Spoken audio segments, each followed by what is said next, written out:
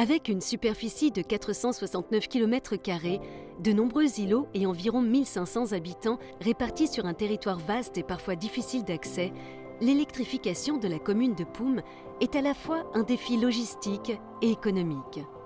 Longtemps dépendante des énergies fossiles, elle a choisi d'investir dans le solaire pour répondre aux besoins de sa population et alimenter ses bâtiments publics.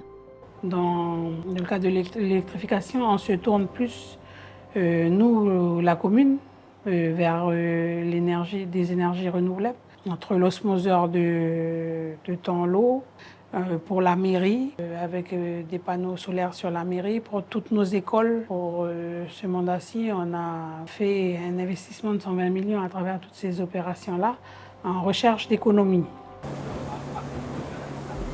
Sur l'îlot Tanlot, un désalinisateur récemment installé fonctionne grâce à une vingtaine de panneaux photovoltaïques et une batterie de stockage.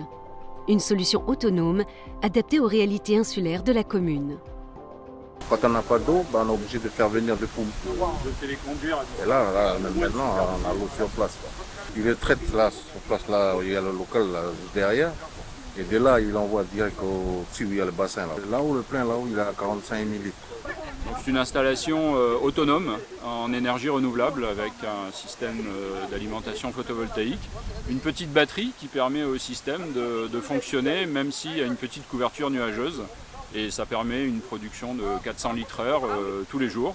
Donc c'est un plus évidemment pour les habitants de la commune. Ça leur permet de stabiliser leur existence sur l'îlot, puisque l'eau est parfaitement potable. Elle est issue de l'osmose de l'eau de mer et ensuite elle est reminéralisée pour lui donner les mêmes propriétés qu'une eau qui serait captée dans un pompage de la Grande Terre. Là on a changé de génération, on a un dispositif automatisé que les technologies d'aujourd'hui permettent de faire fonctionner, y compris sur des sites isolés. Et je suis très satisfait parce qu'en fin de compte, ça nous évite de faire du va-et-vient avec... parce qu'on a une base aussi qui fournit de l'eau ici sur les îlots. Et donc maintenant qu'on a les dessalements, on a accès à l'eau plus facilement. Dernière étape vers l'autosuffisance énergétique, la centrale solaire de Tiabet, inaugurée début 2025. Installée sur terre coutumière, elle devrait couvrir les besoins en électricité de l'ensemble des foyers de Poum raccordés au réseau filaire. Ce projet, mené en partenariat avec les autorités coutumières, incarne une ambition collective. Produire une énergie durable et pensée pour les générations futures. Cette ferme photovoltaïque couvre les besoins de la commune, de tous les foyers de la commune de Poum. Donc on sera en autosuffisance énergétique. Oui, cette centrale, c'est la première centrale de la commune de Poum, la première centrale d'envergure. Elle fait 4 MW en puissance. On parle de 8000 panneaux, nouvelle génération. La production moyenne annuelle, on parle de plus de 6000 MWh par an. Alors, si on le traduit en nombre de foyers, on serait entre 1800 à 2000 foyers. Alors, on peut dire qu'aujourd'hui, à travers cette centrale, en équivalent annuel, la commune de Poum est 100% renouvelable pour son réseau électrique, clairement.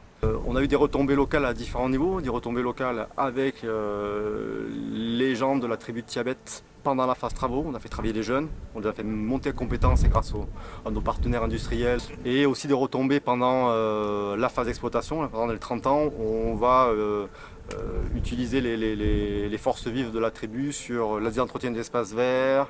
Ça va être un peu nos yeux et nos oreilles pour voir comment tout ce qui se passe sur site et nous alerter s'il y a des choses qui ne vont pas. Donc on a un partenariat sur le long terme avec les gens de la tribu. En ce moment, dans cette période que le pays traverse, cette période de crise, et c'est ça les perspectives de notre pays.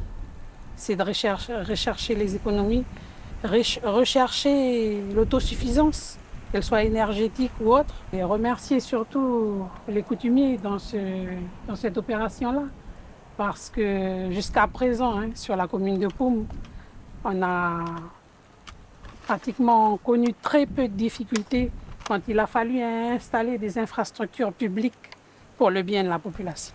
C'est la structure qu'on avait créée ensemble, c'est Yamadoat. Yamadoat en langue veut dire l'énergie solaire tout simplement. Et pour nous c'est un beau projet parce que ça va être sur 30 ans, surtout pour nos futurs, nos enfants. Que demain ils vont être des futurs adultes responsables. On va aller dans le sens aussi demain pour le stockage. C'est aussi mieux pour la commune, il faut vraiment être autonome. Nos papas, ils sont plus là. Tous nos papas, ils sont plus là. Et à l'époque, quand ils ont posé la revendication de la réforme foncière dans les années 80, c'est pour faire des projets. Mais aujourd'hui, il y a un projet réalisé. Je pense que le vœu, quelque part là où ils sont aujourd'hui, ils sourient et ils sont contents comme nous.